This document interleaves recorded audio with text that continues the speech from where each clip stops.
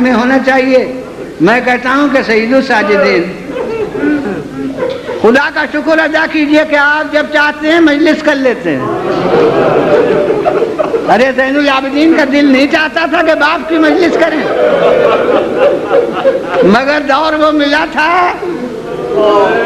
کہ باپ کی مجلس نہیں کر سکتے اور جو اصل اپنے غم کے واردات ہے اس کا اظہار نہیں کر سکتے.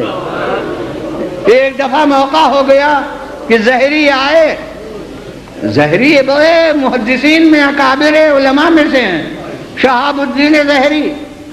وہ آئے اور بہرحال دل کے کسی گوشے میں اہل بیت سے تھوڑا لگاؤ تھا تو اس لیے عرض کرنے لگے، حالانکہ بہت بڑا ان کا درجہ حکومت شام کے دربار میں بھی تھا، مگر کچھ نہ کچھ دل کے اندر لگاؤ تھا اہل بیت سے کہ آ کر عرض کیا کہ امام صلی اللہ علیہ وسلم کے پاس کہ میرے یہاں شادی ہے، دل چاہتا ہے کہ حضور میری عزت افزائی فرمائیں. دیکھیے آج تک اس کا اعلان نہیں کیا، اظہار نہیں ہوا ہے، اب وقت آیا تو فرماتے ہیں کہ جب سے بابا شہید ہوئے ہیں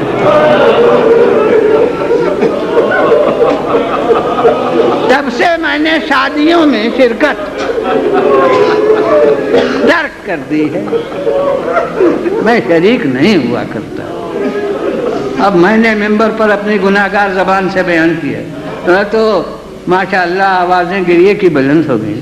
اب جب صاحب اعزا کہے تو کیا سوز و گداز تھا اس جملے میں کہ اب زہری کی ہمت ہی نہیں بھی کہ اصرار کریں. واپس چلے گئے، مگر وہ جملہ دل میں گھر کر گیا تھا اور واقعی تمنا تھی کہ امام میرے یہاں تشریف لائے. تو اب کچھ عرصے کے بعد وہ آئے اور کہا اس دفعہ میں نے عرض کیا، آپ نے ایسی بات فرمائی کہ پھر میری ہمت ہی نہیں بھی کہ میں آپ سے عرض کروں. اب میں نے آپ کے والد بزرگوار کی ایک مجلس برپا کی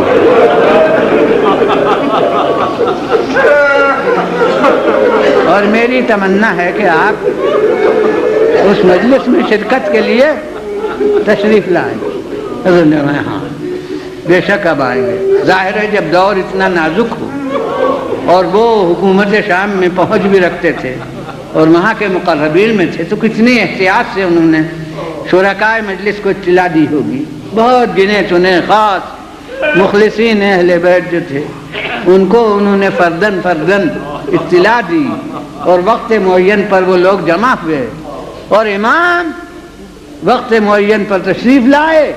انہوں نے صدر مجلس میں حضرت کو جگہ دی اور وہاں حضرت تشریف فرما ہوئے اور اب ذاکر ممبر پر گیا.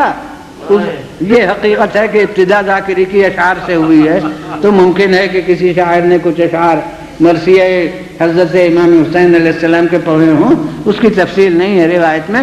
بہرحال ذاکر نے اب ذرا غور فرمائیے کہ آج ذاکرین سے آپ سنتے ہیں اکثر مصائب میں کہ حضرت سیدہ عالم مجلس میں تشریف لاتی ہیں اور ہاتھ میں رومال ہوتا ہے اور رونے والوں کی نگاہیں دیکھتی ہیں کون رو رہا ہے.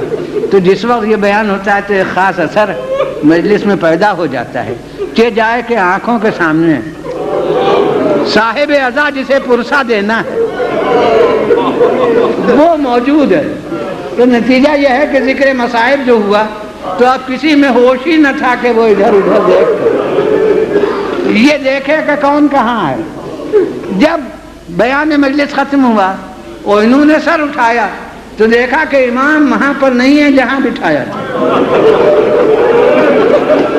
اب حیران ہوئے، ادھر دیکھا ادھر دیکھا تو یہ دیکھا کہ صف نعال میں جہاں حاضرین نے جوتیاں اتاری ہیں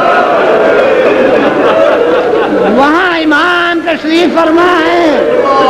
یہ آئے قدموں پر سر رکھ دیا، کہا حضور میں نے تو وہاں بٹھایا تھا، یہ آپ یہاں کہاں؟ فرمایا ارے تم تو اسی مجمع کو دیکھ رہے ہو، میں دیکھ رہا ہوں کہ کون کون اس مجلس میں شریک ہے، تو میں نے اپنے لیے جگہ یہی مناسب. ماشاءاللہ اجرکم علی اللہ.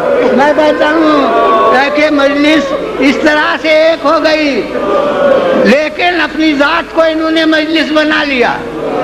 کبھی آب وضو آیا، تمہید مجلس مرتب ہو گئی، رونا شروع کر دیا، اور بس اب اسی واقعے پر ختم کر دوں گا کہ آپ ایک دفعہ قصاب کو دیکھ لیا کہ اس نے جانور کو روبہ قبلہ لٹایا ہے، ذبح کرنا چاہتا ہے، فرماتے ہیں ارے بھائی کیا کر رہے ہو؟ کیا واقعی پوچھ رہے ہیں؟ نہیں، تمہید مجلس ہے، کیا کر رہے ہو؟ اس نے کہا حضور جو آپ کے جد بزرگوار رسول اللہ کا حکم ہے، ذبح کرنا چاہتا ہوں۔ فرمایا ہاں جانتا ہوں، مگر پوچھنا یہ کہ تم نے پانی بھی دے لیا؟ تو کہتا ہے حضور ہم قصاب، ہمارا قاعدہ ہے عام ہے کہ جب ذبح کرتے ہیں تو پہلے پانی پلا لیتے ہیں، تو تمہید ختم ہو گئی، رخ ہوا کربلا کی طرف، اے بابا ارے قصاب تک بغیر پانی دیے تھے ذبح نہیں کرتے، آپ کو اس قوم میں جب